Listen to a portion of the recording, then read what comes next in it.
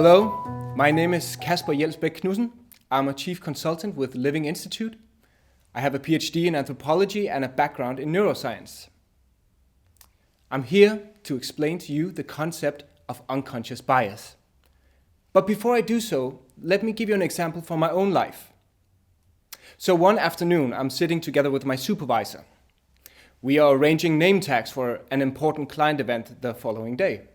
This is late in the afternoon, and it has been somewhat a stressful day, a busy day at least. I'm somewhat tired and a bit stressed. My supervisor goes through the name list and I check that we have all the name tags. At one point, my supervisor asked me to find a CEO of a Danish company. I go through the name tags, but I can't find this person.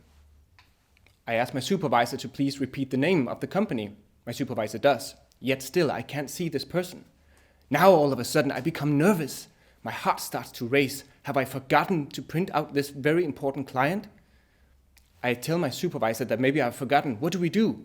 I ask my supervisor. My supervisor looks at me and says, "Are you sure? You know, her name is Maria." Oops. All of a sudden I realize what I've done. In hearing the name CEO, the word CEO, I have unconsciously and unintentionally looked for a man's name, not a woman's name. And yet there it was, the name tag right in front of me, with the company name, the title, CEO, but it was a woman's name. I couldn't see it.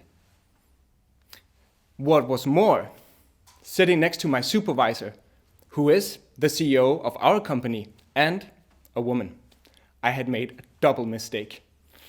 Ouch. No good. So why am I telling you this story right now? Well, the point is actually two things. First of all, it illustrates what unconscious bias is. It's a kind of blindness, an inability to see factual information that's right before our eyes, but we can't see it because our brain expects to see something else. Second point, unconscious bias, if left unchecked, can lead to very negative consequences for our businesses because of the poor decisions we make. So, what do I mean by negative consequences of unconscious bias? Well, let me give you an example. Imagine this. Say I'm the responsible person in our company for hiring new people, bringing in new managers. I'm in the recruitment section. I tell myself and everyone around us that I'm fair, I'm objective, and basically I only look for competences. Only problem? I'm probably not as fair as I think I am. In fact, what I don't realize is that my brain is constantly telling me who I should look for, what I should expect to see, and ultimately who will probably be a good fit for this position. I'm not aware of this. And what is worse, actually, I might be looking for someone just like me. I might be hiring myself, identifying that in other people. So why is this a problem? It's a problem because, according to one report, by the year 2030, more than 60% of STEM-educated young people will come from non-OECD countries, such as India and China predominantly. In fact, more than 70% of young people with tertiary education all over the world will come from non-OECD and G20 countries by the year 2030. This means that if I'm basically looking for myself in other people, I will probably miss out on a very large pool of talent. Another report found that if you have diversity in a team, that team will produce better business decisions, well, compared to all male, homogeneous teams. In fact, the report found that up to 87% of the time, diversified teams can and will make better business decisions. Now, researchers have found more than 150 biases. Should you remember all of them? No. There's only really one bias you need to know about. If you are like me, you've probably said to yourself a couple of times, I'm fair, I'm objective. Other people have unconscious bias, I don't. That's the one bias you need to be aware of. We call it the bias, or sometimes the Überbias. It's not even knowing that you have unconscious bias. So to understand why we have unconscious bias, let's take a closer look at what is actually going on inside the brain. Every second, our unconscious brain processes more than 11 million bits of information. Of those 11 million, we are only aware of about 40 or so. This means that our unconscious brain is responsible for basically giving us all the information we need to act right in our everyday life, to stay alive, basically. But it also means that our brain cannot scrutinize every little bit of information very carefully. So it has to do so by recognizing patterns. It has to take in information, catalog it, because it has seen it before, it knows what it is. And then if it does, it passes it on. This means that what the brain is actually doing, because there's so much information to be processed in so little time, our brain does what researchers at the University of Sussex have called the best guess. Our brain is a guessing brain.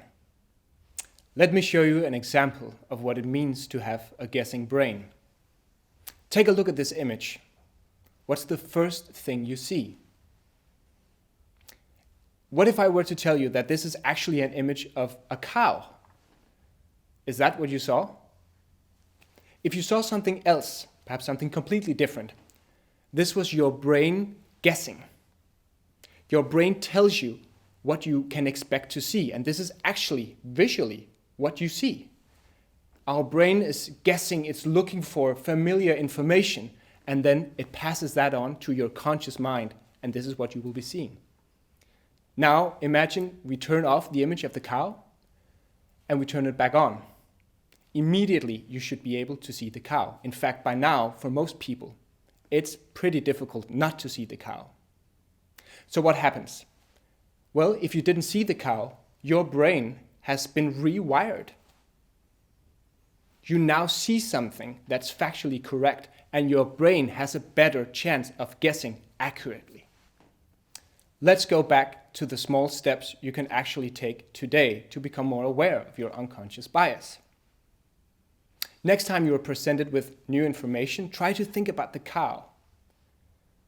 Articulate what you are seeing, and then ask other people what they're seeing. If you are not seeing the same thing, well, then try to put yourself in their shoes, see things from their perspective. Also, if you are in situations where you need to make a decision based on new information, reflect on your emotional state. If you are like I was on the day with the name tag, tired, a bit stressed, maybe even hungry, you can be pretty sure that your unconscious bias is trying to make the decision for you. Finally, if you really want to explore these unconscious bias more and get the tools to deal with them, well, consider doing a deep dive with unconscious bias training. With small steps such as these, you will gradually train your brain to become more aware of unconscious bias. But when do you know that you have actually become more aware? Well, let's say the next time you're hiring in new people to your company, you're no longer looking to hire just, yourself or people very similar to you. Now you expect to find people who are very different from you. And without that selection of talents, the pool is simply just not good enough for you anymore. This is when you know that you are gaining the benefits from unconscious bias training. In this video, I have explained the concept of unconscious bias. Unconscious bias is basically our inability to see factual information in the situations when we need to be able to see that to make good decisions.